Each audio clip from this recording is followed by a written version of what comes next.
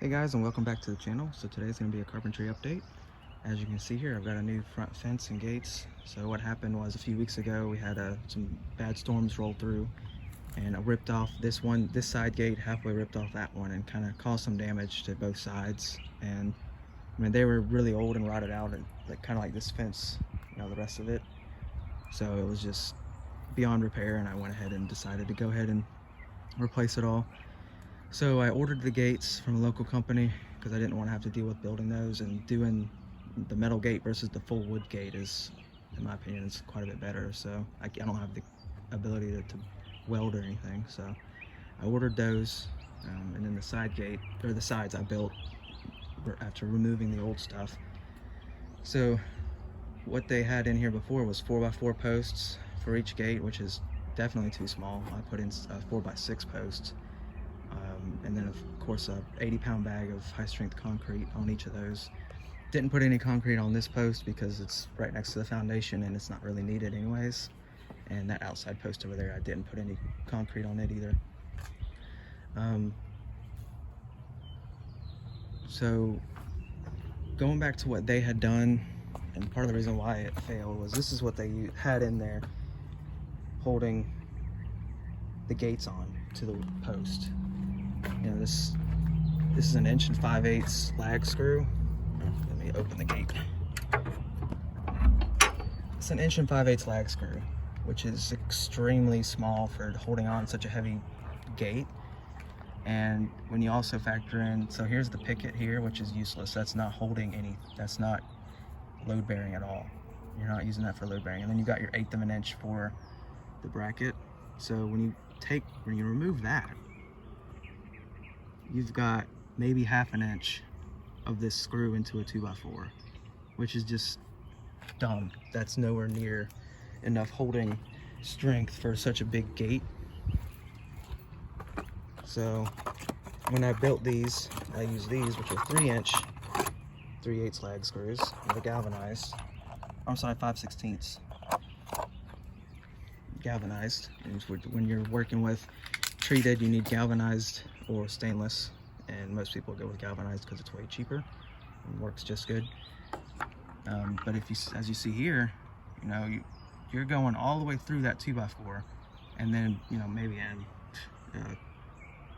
1/2 inch at the most into the 4x4 or 4x6, but you're at least all the way through the 2x4, and that 2x4 is attached with 6 screws. So I mean, that's giving you a lot more holding power than what was on there before. Not to mention they had 4x4 posts, which are also undersized for a gate this big. So this is going to be far better than what was here previously. And and let me go ahead and show you some of the screws I use. So you got your deck screws, and this is what I use for practically everything outside. I got this coating on there, they don't rust. And then this is what you use to hold the pickets on the 1 5/8 deck screws. So you can use exterior screws, but just in my experience, they're not really good for this. They're not really rated for treated wood, and they're just not nearly as corrosive resistant as these deck screws, which you'll never have a problem. If you need to go and take these screws out in 10 years, you'll be able to take these screws out. Those exterior screws, doubt it. They actually had used exterior screws, and some of them were okay. A lot of them were just the head rusted out so bad I couldn't get them out without hitting it out with the hammer. So just, you're gonna spend what, $2 more. I think it's $2 or so more a box for these, but it's just so much better.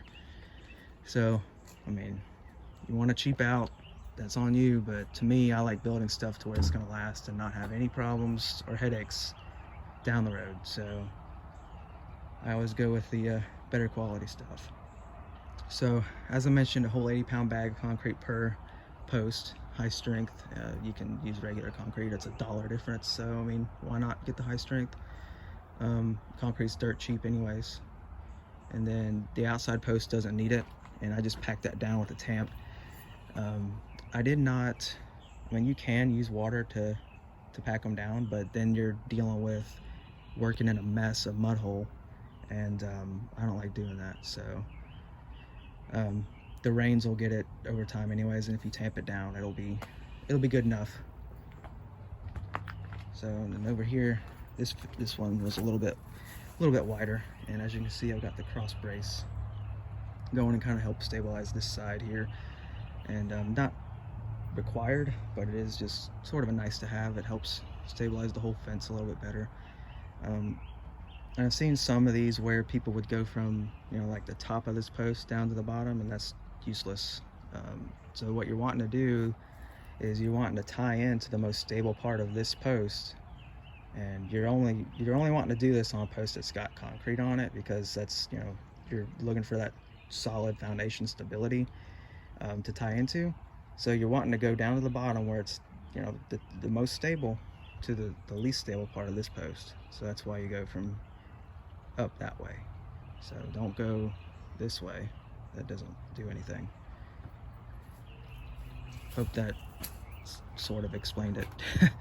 And I added this little 2x4 block here onto this gate so that I could locate this pin here right where the hole was already at from the previous gate, so I didn't have to put a new hole or anything. Put this on, the latch on, so it kind of landed in a weird spot to where this bottom rung was right exactly where the cross member was, so I couldn't put a bolt on that. So instead I just put a stainless steel sheet metal screw, and then of course the top is a stainless steel bolt. When you're outside, you know, galvanized or stainless is what you want. Stainless is the best. So, and then you see the outside, it looks pretty good and clean, and probably in 2 or so years it'll get all faded like all fences do, but that's fine. Not too worried about it. But at any rate, there's that gate. I'm pretty happy with it because it's far better than the crap that was here before. So what I did with the old gates was I used a lot of all the old gate 4x4 posts and 2x4s and made this little table here for my plants, and I actually made another one way over there as well. I ran out of the used 2x4s, so I did have to buy a few, but they're not too bad. They're $5 each right now, which is still, you know, more expensive than they used to be, but what isn't nowadays. So at any rate, that's today's project, which actually this wasn't like all done today. Done over the last couple weeks. It was waiting on the gate, or, you know, once you put the posts in, you need to wait 3 days so that the concrete fully settles, or fully, well, it's not even fully hardened at that point, but it's cured enough to where you can do stuff and it's not gonna crack up. And another thing I need to mention is for these lag screws, you need to have a impact wrench, whether electric or pneumatic. I mean, you're not going to want to sit there with a socket wrench going on that. That would take you forever. So, I mean, I guess you could if you didn't want to buy the impact, but I have an impact wrench. The other thing too is you do have to drill out those holes. So you need to pre-drill those holes basically to where the diameter of the shaft, which is inside the, you know, about right here. So you've got the threads, and the shaft is like inside the threads. Hopefully you understand that, but you drill that out. You have to do that, otherwise it's A, gonna be impossible to get all the way in, and B, it's gonna split everything bad. So with these screws you don't really have to worry about it too much, maybe on the pickets, but other than that, not really. At any rate, that's it for this update. Any questions, just let me know. Take care, have a good day.